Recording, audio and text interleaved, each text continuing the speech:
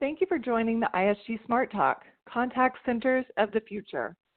The ISG hosts for today's talk are Director, Automation, Wayne Butterfield, Director, Digital Sourcing, Eleanor Winn, Assistant Director, Research, Namratha Darshan, and joining us from Acronax, we have David Bond, Client Services Director. This ISG Smart Talk is being recorded, and the replay will be available to share with your colleagues at the same link as the live event you're listening to now. Feel free to submit a question at any time during the presentation by using the Ask a Question box on the left side of your window. If we don't get to your question during the webinar, or if you're listening to a recording of this broadcast, we'll answer your questions with a follow-up email. With that, I will hand things off to Wayne to kick off today's ISG Smart Talk. Thanks, Gillian, and good afternoon, everybody. Great to be on the webinar today. A topic very close to my heart: contact centers and automation, and how the contact center is going to evolve over the coming years. And it's great to have the wider team involved as well. And I think the core topic of today is around this trifecta effect of automation, technology, and then what that does to our sourcing arrangement. So those three things in conjunction is an interesting topic, and certainly a debate that we're planning to have today. Today's webinar is going to be very conversational. We have expertise in different areas, and it really is going to be a light-hearted, as much as possible, conversation between ourselves. And it'd be really great to get any questions and queries from the audience as and when interesting topics pop up that you want to dive a little deeper into. Let me just quickly get the team to introduce themselves, just so everybody knows who's actually on the webinar today. So Eleanor, if I can just ask you just to give a quick intro into who you are and your area of expertise. Sure. So my name's Eleanor Winn. I am a Director of Digital Sourcing, which means buying digital services and also using digital methods and tools in order to buy services and to do sourcing. I've been working in and around sourcing for more years than I care to mention. Fantastic, Eleanor. Namratha, can you just give us an update on yourself? Sure. My name is Namratha Darshan, and I'm the Assistant Director of Research, part of the ISG Provider Lens Research. I've been doing the BPO research, particularly in the contact center industries, for years now. I've been tracking all of the changes that are happening, and I'm excited to be part of this webinar. Great. And then finally, David, if you can give us a quick 2 minutes. Sure. Hi, Wayne. Thank you. So David Bond, Client Service Director for Acronax. So we provide and implement and support contact center technology for a lot of quite disruptive and customer-obsessed brands like AO, OVO, Metrobank. Very involved in some of the more advanced channels that are now coming up. We've done a lot of research in the last couple of years into the different generations and their channel preference, which I'm looking forward to talking today a little bit about. And Wayne and I have obviously been doing a lot of work around particularly AI and its emergence as a digital agent in dealing with particular channels and self-service. So looking forward to talking about that today. Back to you, Wayne. Excellent. And thinking about whether it be AI, RPA, automation in general, we've obviously gone through omni-channel. We've gone through, we've heard about agent of the future, customer experience. There's so many terms, I guess, flying around now, many of them relevant to the contact center and all, I guess, key components in the future for creating the right experience, digitally, in person, for customers to want to use your product. And I don't think we've ever been in a place, and I know from personal experience, where the experience that's created will make me use or not use a product, a service, a brand. I don't think we've ever really been in a position where it is of the utmost importance to be so on point with your complete end-to-end experience. And I certainly know from working from actually having my own personal bank, and I speak about this quite regularly. I'm so frustrated that I have to phone them in order to enable Apple Pay on my Apple Watch. It's the most digital way, I think, of making payment right now, unless you're in China and you're using your face. Yet they make me use a real old school channel in order to enable a really digital experience. It frustrates me greatly. And so I berate them at every possible moment. And it's stupid, really, because I've been with this bank for probably 15, 20 years. And that particular bank have a great experience, overall, but that one tiny thing really frustrates me. And I think that's a real challenge for brands, whether they're challenger, whether they are existing incumbents, that small, tiny things that they probably don't even feel are that relevant are actually either great or getting on people's nerves. And that, I think that's the world that we're living in right now. And I think that's probably the problem. If we think about the challenge, this is the problem that we are that we and brands are dealing with at the moment. Now, that's the problem that brands are having to deal with, and I guess the output of that is that each brand needs to be thinking about 4 fundamental things when they're dealing with their customers and thinking about that end-to-end customer experience.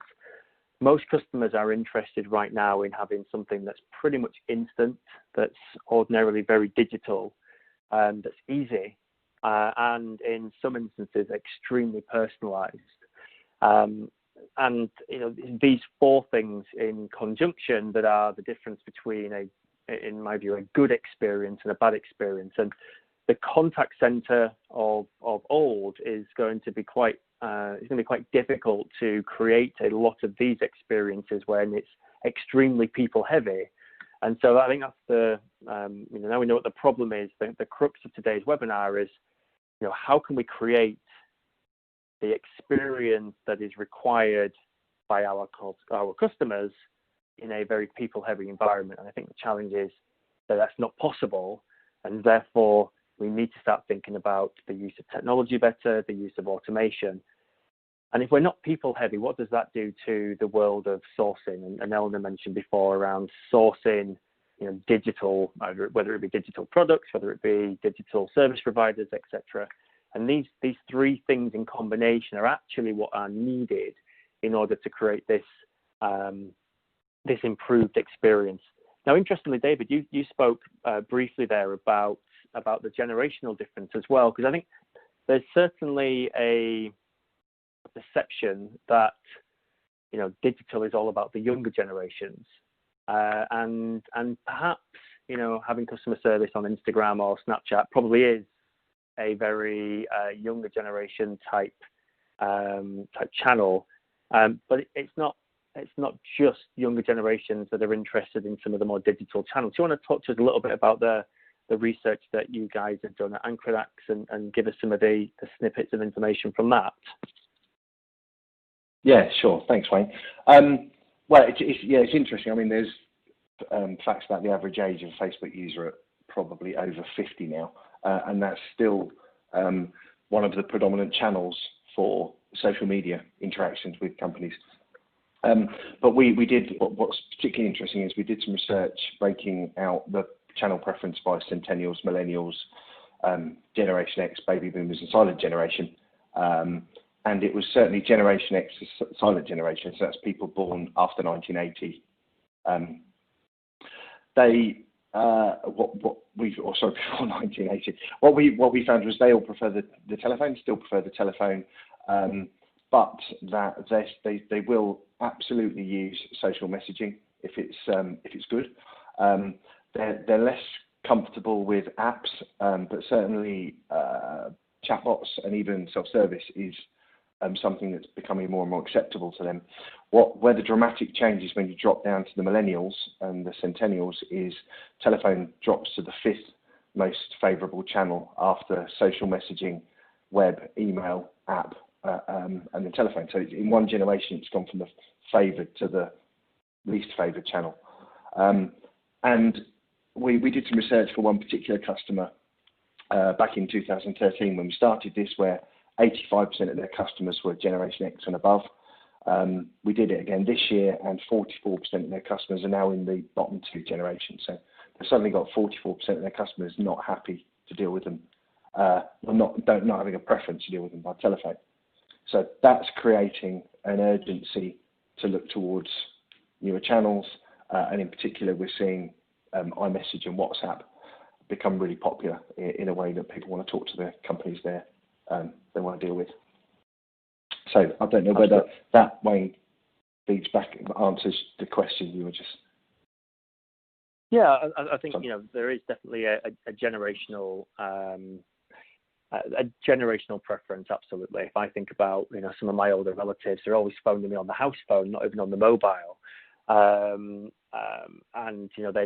although I've enabled them on things like FaceTime and iPads, and they have iPhones, etc. So even some of the older generations, I think, are becoming more familiar with some of the newer channels. But absolutely, I think as a native, I couldn't think of anything worse than having to pick up the phone for what I would call pretty simple tasks.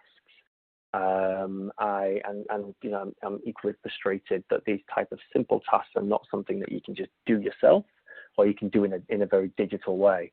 And I think digital just gives us this ability to do a lot more. And if you think about technology, and certainly the type of technology that you were enabling, and some of the experiences that you were enabling within the contact center environment and beyond, technology is improving massively. And whether it be from an AI perspective and how natural language processing is actually making some of our chatbots actually reasonably intelligent and certainly able to not just replicate extremely annoying experiences, or whether it be some of the speech recognition within the IVRs and how great that is now. Think about even going back just a couple of years, the improved accuracy has now gone from below human levels to above human levels of accuracy on speech recognition. So the technology, I think, is certainly enabling. And if we think about the boom that we've seen in the automation space recently, something again that I've been very close to,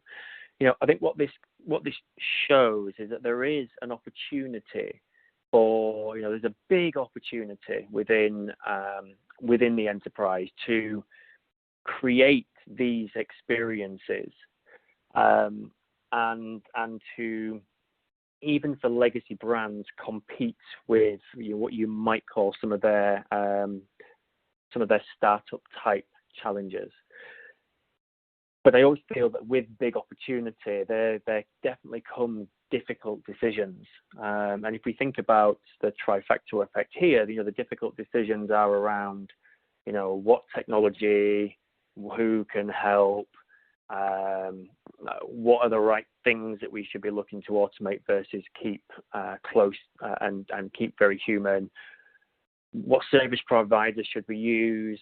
How do we assess their capability? There's a lot of difficult decisions, I feel, that have that need to be thought through. Now, Namratha, you've spent a lot of time, certainly in the service provider space, around contact centers, and a large part of your time in research is spent trying to help organizations make some of these difficult decisions a little bit easier. Can you talk to us a little bit about your research, certainly from the service provider space, and what are you seeing as trends, key differentiators? How does our research help decision makers make better decisions in this world? Sure, Wayne. I think I must say that the enterprises, from the point of enterprises, the enterprises are much more aware. They definitely see the need and feel the pressure to be more open to a lot of changes from a technology standpoint.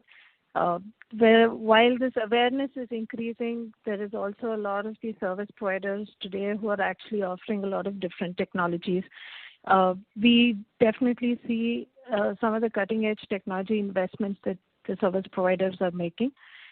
We definitely see that there is a lot of investment that's going on in terms of upskilling and training some of their employees. I think the key over here when enterprises are sort of engaging with the service providers is, basically it's not just about the lift and shift model anymore. It's not the butts and the seats kind of model anymore. And predominantly maybe a few years back it was all just about offshoring, but right now it's just much more than just the offshoring. I think it's important that the service providers and the enterprises, align on a certain strategy and be more invested for sure. I think the key over here is, as they say, it takes two to tango. So, the enterprises must be also willing to accept these changes. At the same time, the service providers should be also willing to take them through that journey. I think there are providers who are definitely there in terms of very well equipped, right from omnichannels to the automation to robotic desktop automation to analytics and all of the value-added service that they can bring. But at the same time, there are some providers who are probably not there yet. But making the right choice, also aligning with what your enterprise needs and what your customer segmentation is, and being able to make that decision whether or not the providers have all of these capabilities. Most importantly, having a long-term strategy on how can we take this whole journey forward, not making a stitch-in-time kind of an investment. I think that's extremely important. Also, as we speak about all of this technology, I think it's important to have people are definitely becoming a much more important aspect in this whole contact center piece right now. So as we see that the providers are making investment to upskill their employees, it's also important for the enterprises to have that, understanding of what kind of people and whether they align with what enterprises are thinking, whether they can relate to the brand, and being able to take them to that journey is extremely important. Understanding, the whole line of business, the cultural fitment. I think all of these become extremely important in the whole sourcing industry. Unlike a few years back, whether you had delivery centers, whether you had a few FTEs, okay, then, we are good to sourcing, but things have dramatically changed in how the whole sourcing engagements are happening. You raise a couple of interesting points there. Yeah, you raise a couple of interesting points there. And there's a lot there about kind of culture and brand awareness, and when I think certainly about my past within the contact center and working with some of the service providers, I'm also thinking of things like attrition. As I think about some of the feedback from customers around, that the answer they got might not necessarily be as good as what they might have expected, and training and knowledge retention and all these challenges, and it gets me thinking, why would we invest? Why would we want to invest so much in the people when, if we think going back to the technology, we're in a position where if you can train a person, you can get close to training a form of automation technology to do something very similar. You can make each and every interaction consistent. You can make each of those interactions available 24/7. You can tailor each of those interactions to be very brand specific. So a lot of the challenges that I guess the service providers are having to overcome with their people on an ongoing basis, surely you can see where the role of technology and why technology is starting to become more of an interest for the buyer, and as customer and consumer adoption and acceptance of things like chatbots and voice bots, I guess, becomes or improves, you can start to see that the service providers have got a bit of a challenge on their hands. And I'm not saying that this is a problem that's here for today, but you can see over the next few years, like we've just seen with RPA in the back office, that there is potentially quite a large challenge for the service providers to overcome moving forward. I mean, in your view, are you seeing a defined strategy from everyone, from some, or is technology potentially blindsiding the service providers once again, or are they embracing technology and actually are they starting to think about how they can make it work to their advantage? And I think after I've heard from you, I think I'd be dead keen to hear from Eleanor to say, well, what does that do from a sourcing perspective if we're mixing more technology and people? So, Namratha, what are we seeing from a strategic perspective with the service providers? Are they being blindsided by this, or actually are they embracing it? Well, I think it's a mix of both. Basically, I think there's a lot of investment in technology for sure that's happening. I agree with you on the point that they continue to battle with the struggle of managing the attrition for sure is there. So I think the challenge would be for them to sort of with automation picking up, and there is a lot of queries that are sort of handling, let's say the level 0 and level 1 kind of case. The challenge would be to basically reskill their employees to be familiar with the technology, making sure that they're comfortable with using all of the technology to the advantage, and bringing that impression and handling the customer queries much more efficiently. I would say that that challenge is, and I think service providers are also see the need for actually investment.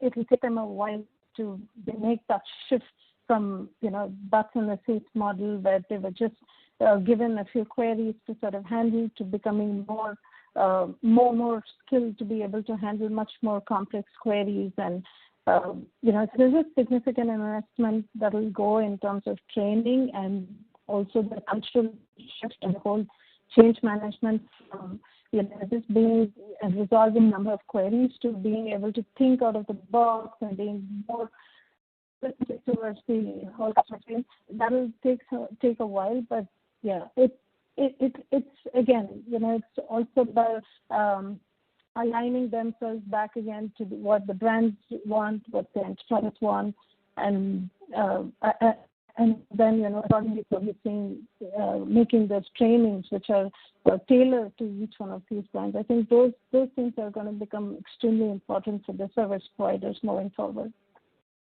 Great. Okay. And you mentioned something there about take a while, and I'm thinking there specifically about slow progress. And you often see that with big opportunity, but difficult decisions. There is often slow progress made. And thinking about sourcing historically, it's never really been a quick process. Eleanor, let's shift gears and move towards sourcing. So we know that from a technology perspective, there's loads of different technologies out there. From the service provider perspective, we know that they have multiple different offerings. Historically, it's all been pretty people heavy. We have loads of automation tools out there. We've got niche players in the market like David and the Acronax guys who are doing some fantastic things with technology directly with clients. But all of this, I guess, does come down to sourcing strategy, getting the right commercials, the commercial models. All of these things, I guess, are really important in this world where people and technology are mixing extremely fluidly to make these experiences. Can you just give us kind of 2 minutes on the world sourcing and what how best to approach this from a brand's position? Sure. So over the last 10 years, I think we've seen a really clear shift away from document-led, very prescriptive sourcing processes, and that holds true against sourcing of all kinds of different services, but nowhere more so than in this space, where all talk of apples versus apples must be immediately squashed and killed, because the service providers need an opportunity to showcase how they use the technology that they have access to through their ecosystem or that they've developed themselves. And they put that together with their unique training experiences and their ability to focus on the customer in the areas where technology doesn't yet play a good enough role. And might never, like the ability to empathize and understand your customer's emotions. I know that there is technology out there that can help a human to do that, but it's not yet developed enough that that's going to be the way in which you handle an emotionally unstable or unhappy customer. Equally, real flexibility, real problem solving, that really relies on human competencies. And so in the sourcing process, the opportunity for a customer is to give the service provider space to offer a creative solution to the specific moments of truth that you want to create for your customers, and to use what they have at their disposal, technology and people, in order to deliver those moments of truth, which of course add up to a customer journey. The other thing that I would say is that there's more of an opportunity now to move to outcome-based, because so much of the transactional elements of the contact center work can be handled by technology. There's more predictability around cost. And so a move towards a more outcome-focused commercial model where you have to invest more to really delight the customer. That's where to delight the consumer. That's where your customer should be willing to pay more, because that's where the real value add comes from. The people that I'm talking to are much more up. The providers that I'm talking to are much more up for offering outcome-based commercials, and customers are looking much more for that. All of which lends itself much more towards a partnership approach and much longer term, deeper, more strategic partnerships between customers and their service providers in the contact center space. Great. And are you seeing that these relationships therefore need to be going beyond people and bums on seats then? Because I guess creating great experiences it goes certainly in the digital age, goes well beyond that phone conversation or that online chat interaction that you've had. That's almost as a result of something elsewhere not working. So yeah, how are the service providers thinking about these end-to-end customer journeys, bearing in mind they may only play a small part in that? Are we talking here about a much wider relationship versus your historical, FTE-based pricing, number of bums on seats, etc.? Are we going beyond that, and the service providers are on board? Exactly, and they're using a blend of technology and humans in a way that didn't used to be possible to provide a much more adaptive service, which responds to the wants, desires, needs and preferences of the specific consumer that's part of that contact. Great. Okay, cool. So let's think about the continual evolution then of the contact center. And if you think about traditional contact centers, we did, there's probably a website and there was a voice IVR, and actually there's probably many brands where that's still exactly the same case as what there is there. If you think about the future though, and about where we're moving to, David, it's probably something I'd want to reach out to yourself for. If you think about the number of different channels in the future, you mentioned before anything from WhatsApp to Insta to traditional IVR app, etc. I guess there's a significant increase in the number of channels that some consumers want to use. And again, more channels, does that equal more complexity? And how does a traditional brand go from we do phone to hey, contact us how you want? So I guess channel shift is probably a key component there. So let's think about that, and can you just give us 2 minutes on your view? Yeah, sure. Well, the first thing there is you're right. It's now become the consumer's choice. So they're choosing channels that the brands don't necessarily have control of. So the what the brands need to do is align themselves to the particular channels and make it really easy for the customers to contact them in a way that's allows the brand to easily service them. As an example, I'll use the customers. We found in research and both with our customers is they're not necessarily using channels or devices based on their age, but quite often to do with their environment. So they may be, waking up in the morning and they see something on Facebook, they send a direct message. They're sitting at their breakfast bar, they're on their iPad, so they fire out the website. They might use web chat. They're getting in the car, getting on the bus, using a different channel. They may phone, and then they get into the office and use a different one. So what the brand has to be able to do is link all these conversations together in what we call profile aggregation. And the difficulty in that is collecting all of the data around the customer for the particular channels the customer wants to use, so you can track the conversation through.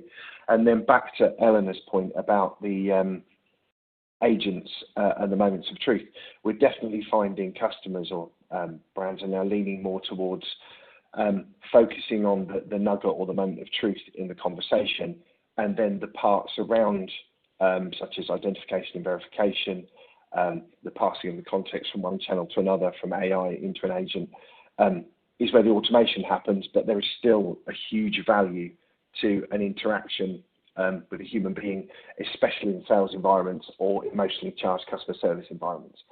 So, there's kind of two things there. What the channel shift does is, or offering that to customers, it means you've got to have like standard integration between platforms. So there's a heavy reliance on the platforms, but also we're allowing the contact centres to reduce their agent numbers naturally, but you end up with a far higher skilled agents.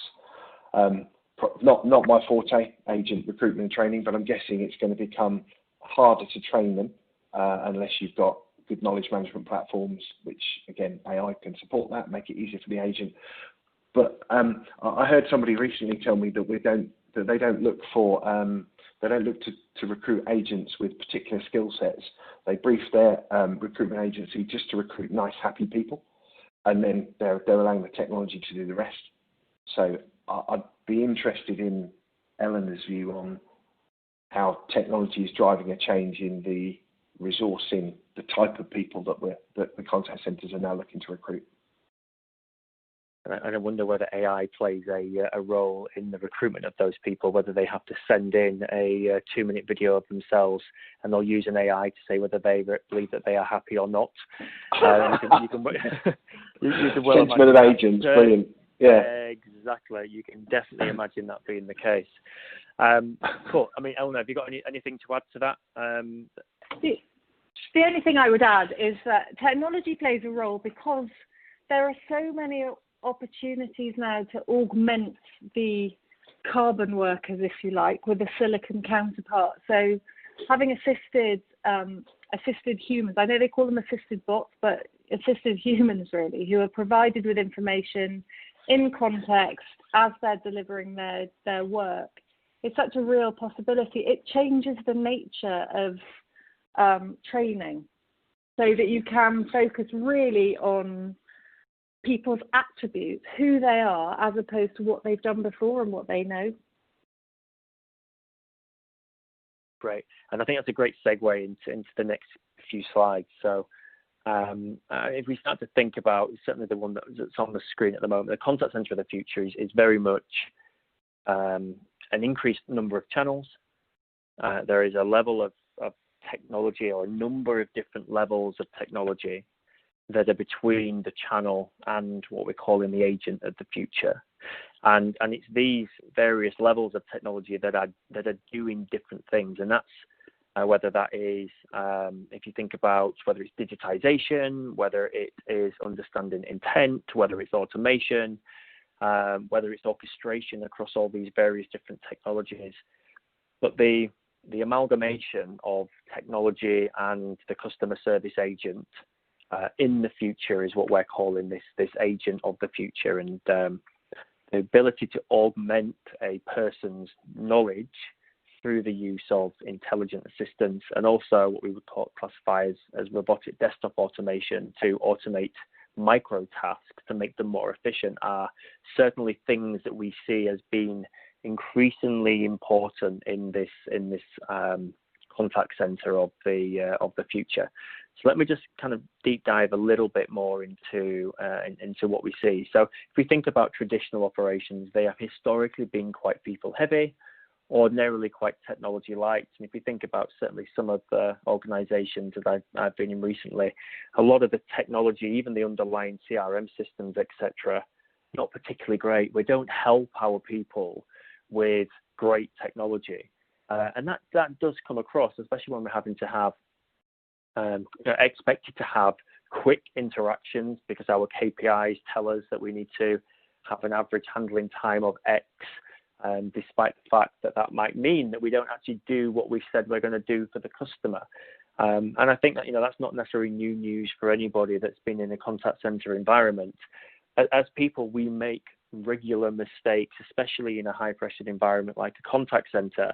It's not overly difficult to forget to do something that you've told a customer you will do. And obviously that does lead to customer frustration. But while we are still predominantly quite people heavy in these interactions, it's going to be a trend that's going to continue.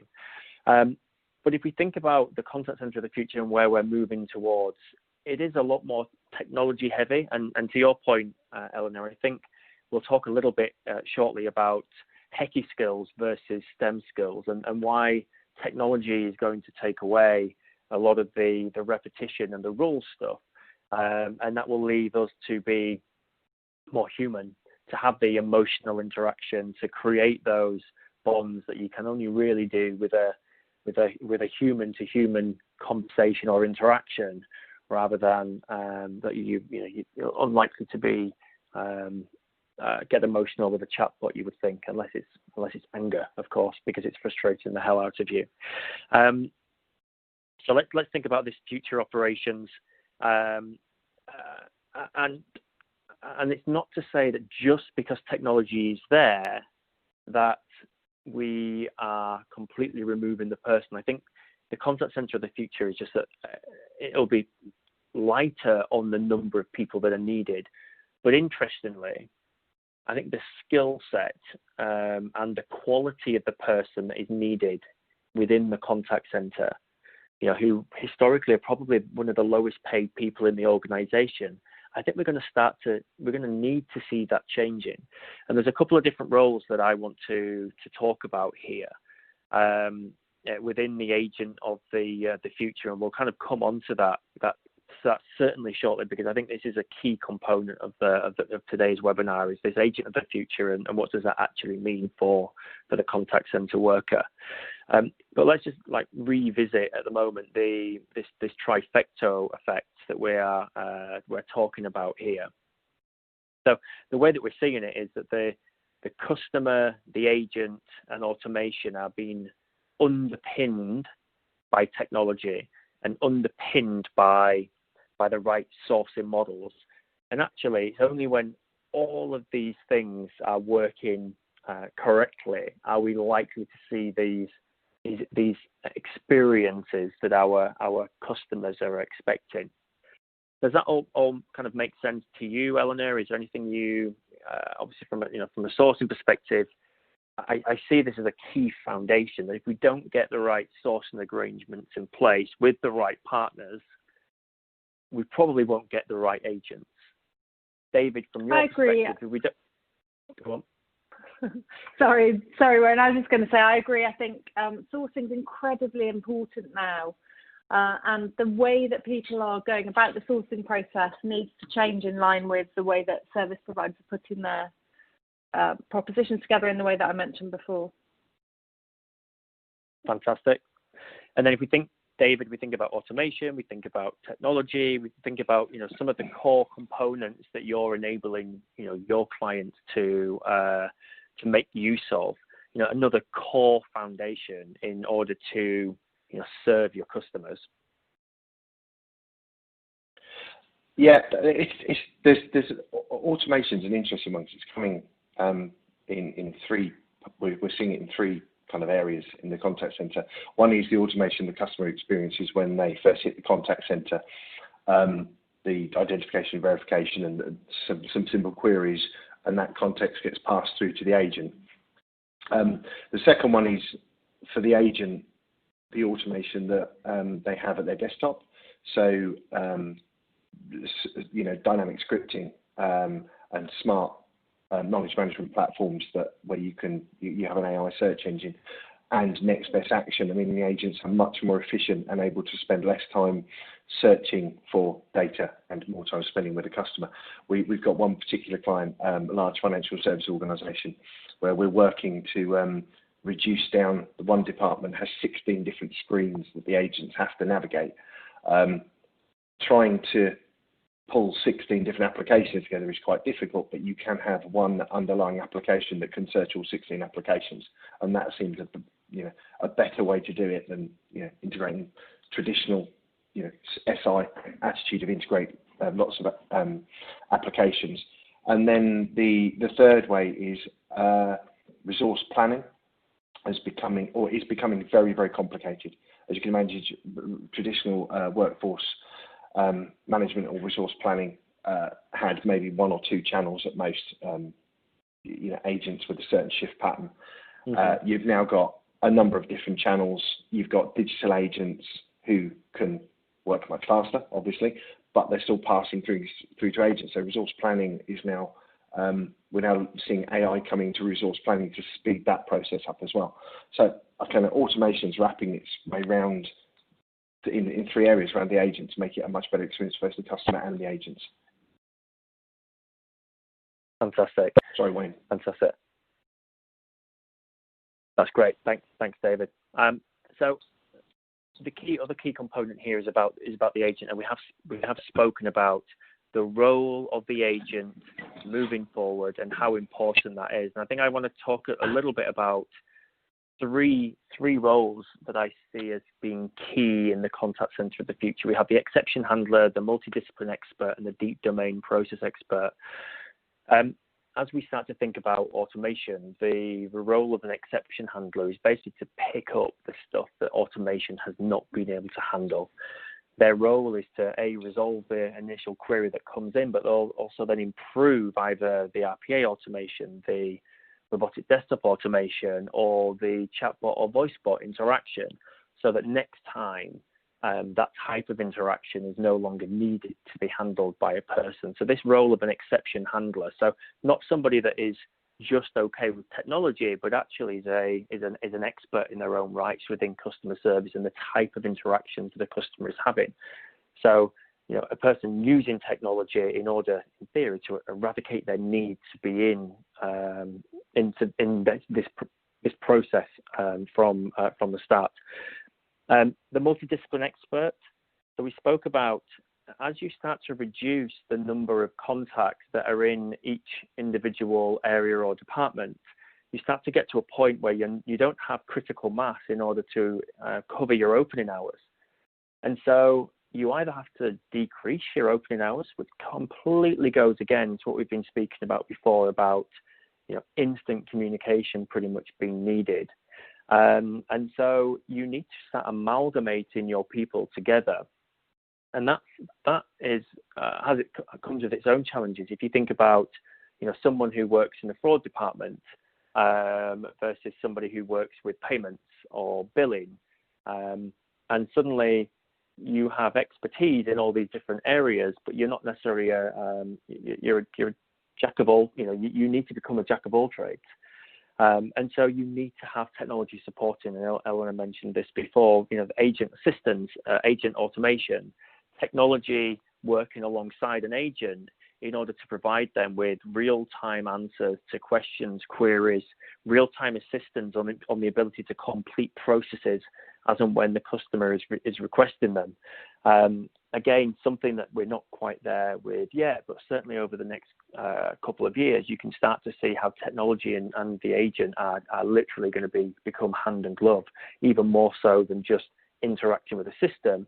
They are literally going to be getting answers from, working alongside AI and other automation technologies in order to enable that type of interaction across multiple departments, all from the same agent.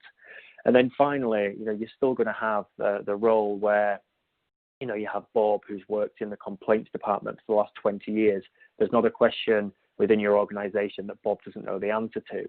You're still going to have deep domain process experts who know everything about a specific topic, a specific department.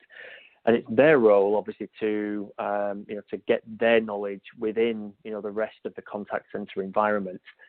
Because as great as technology is going to be, it still needs a level of repetition. And so that question that only gets answered once every month, once every year, you're not going to have technology be able to answer those type of questions, even as we go 1, 2, 3, maybe 4, 5+ years in the future. You still need a level of repetition in order for technology to provide the right level of answer.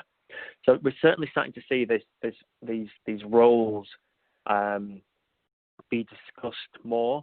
Critical mass is a really important part, and obviously critical mass and sourcing will obviously go kind of hand in hand. Having the right sourcing arrangement so that you can start to see a reduction in headcount as you become more automated is fantastic, but not having that critical mass, people in the right place, in the right department all at the same time is a challenge that the contact center is certainly going to undergo over the coming years as we start to rely more on technology, which obviously does come with its bonuses, but it also does potentially come with some of its drawbacks as well. So all of these things kind of playing into each other, as you can see. I mentioned before those roles, and there's a bit more detail here about the type of roles, what they're doing, where we are right now. We're very much in a world where we're completing work manually, but as we start to look at the future, there's 3 or 4 different technologies there that the exception handler is going to be working hand in glove with in order to almost automate themselves out of a process. Using data to understand why queries are still coming to them, what the automation isn't doing, what they need to do to improve those automations. And the only way they're going to be able to do that is by being experts within the customer service departments that they've come from, but also learn new skills with technology. And so finding those mix of people who are comfortable both having interactions with customers, but also very comfortable in using technology. And as I mentioned before, this, historically, the contact center worker has generally been one of the lowest paid roles within an organization. And suddenly you're going to be asking them to work with both technology and customers. So as you can see, this is not necessarily the most simplest of roles. And so the caliber of people, whether it be that you're looking for extremely happy people, or whether you're looking for very technically minded people that are very consultative, it's a really interesting one. And I guess in this particular role, they're dealing with all the stuff that the automation hasn't handled, which means it's not standard, which means you need to have this ability for problem solving. So the skill level of this type of employee is very far removed from what you might say of, somebody who can, search a knowledge base and provide an answer to a very simple question. So it's going to be a really interesting time, I think, over the next few years as more and more organizations start to adopt technology and create this capability for continual improvement, while also ensuring that the experience that their consumers are having during this period of transition is obviously an excellent one, a 5-star experience. So, really, really interesting times I think we're going to see over the next few years as technology within the contact center becomes, I guess, even more apparent and more embedded into the day-to-day operations. And then if we think about, likewise, the other role that I think is quite key, this multidiscipline expert, and what this actually means. If we think about today, most customer service representatives will have a knowledge base. They'll also have a lot of tribal knowledge, things that they've picked up over time, and usually it's quite diluted over a reasonably small part of your business. It is only customer service, or it is only payments, or billing, or upgrades, or retention. You very rarely get these multidiscipline experts across multiple departments within your organization. But as I say, losing critical mass as a result of automation means that you're going to have challenges that you don't necessarily have at the moment, or certainly not to the degree that you have at the moment. And so agent assistance through way of AI, i.e. providing answers or being able to get answers to questions quickly across multiple different departments, and also the ability to automate time-heavy transactional activities in real time on the desktop, both equally important as we look to provide, I guess, an increased level of potential queries coming in to somebody. So again, this ability to think on your feet, to be able to use technology, even ever more increasingly important with this agent of the future. And what that really does is it means that we have to start thinking about the caliber and the type of people that we're employing into our contact center. And this could, cause many issues and challenges, certainly with those that are not as au fait with technology at the moment, and may even struggle with things like your CRM system.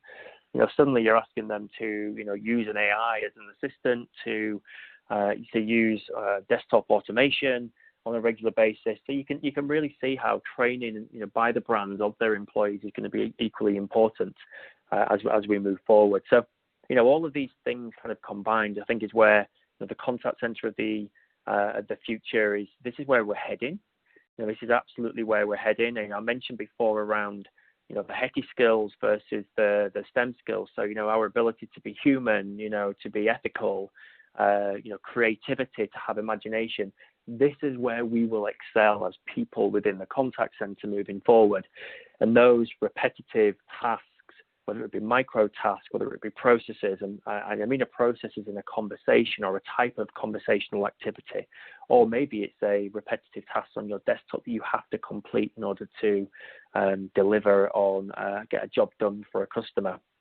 All of these things are obviously things that automation technologies are going to work very well with, but we will still struggle, or it will still struggle with many of those human traits that we have. And so, David, you mentioned before around employing people, you're just interested in happy people, happy people that are creative, imaginative, that are engaging. These are the type of agents that you'll be wanting on the phone or on your various channels, and those that also have additional skills like the ability to problem solve, to the ability to think outside the box. All of these are skills that you might not necessarily want or need at the moment within your contact centers, because you've got scripts and you've got processes and you have governance controls. And actually, we do tend to treat a lot of our agents at the moment as quite robotic. You have to say this, you have to do this, you have to do this. The future is those type of robotic type transactions and conversations will be handled by technology. And so the type of skills that you want somebody that can think outside the box, that can get a customer's job done, that can do it in a way that's engaging. And so therefore, creating potentially what was a bad experience using automation into a very good one using an absolute agent at the end. So I think all really, really interesting points. Certainly things, hopefully loads of great takeaways for the audience here. It'd be great to go to the audience and see whether we have any questions or not. I'm conscious we only have another 3 or 4 minutes to go, but hopefully that's been really useful for everyone. And Gillian, if I can just hand over to you for any last questions. Thanks, Wayne. Let's see. The first question we have is for David. Is it just a generational thing with regards to channel preference? Do you see anything with regards to complexity of query or the organization you're contacting that also influences channel choice? Yeah, there's a couple of things there. One is the generation absolutely does make a difference, and especially there's expectations of the kind of organisation they're dealing with. I'll take retail as an example. There's particular organisations like ASOS and Misguided, which are heavily socially able, to use that term. They have a very, very high proportion of their contacts are Facebook and Twitter, because that's the expectation of their customer base who want to order something one night and get it delivered the next day. Then there are those, again, the other way, where customer base is perhaps a little bit older, so they're more comfortable with telephone.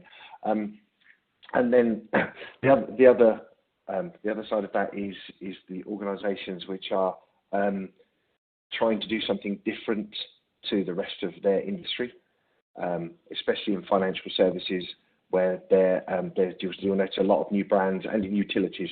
Financial services and utilities, tons of new brands just firing up, trying to do everything by the app, and wanting to completely remove the contact centre. We've seen 4 or 5 recently where we've been approached to put in systems where they've said day one, no phone calls required, and within 3 months we're putting in telephony. So, and that's partly because as much as these brands might want to deliver everything by certain channels, it's quite difficult for them to provide all the content, and therefore they do become reliant on agents to have those conversations with customers. So it's not so much about the customers demanding a particular channel, or the company's not wanting to deliver it to them. It's that sometimes there's just a complexity in conversation that is best had by telephone.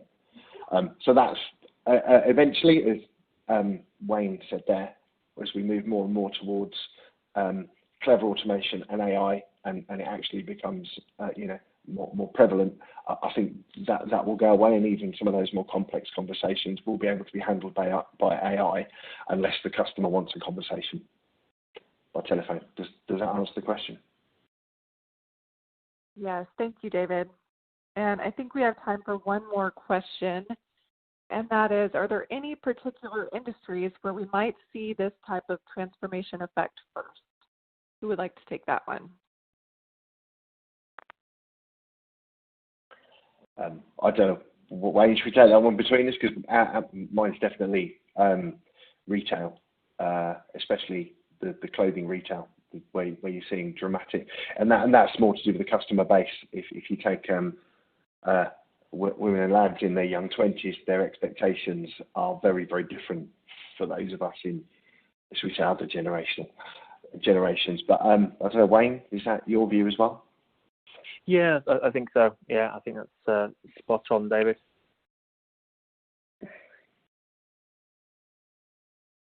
All right, this concludes our time today. Thank you for joining this ISG Smart Talk.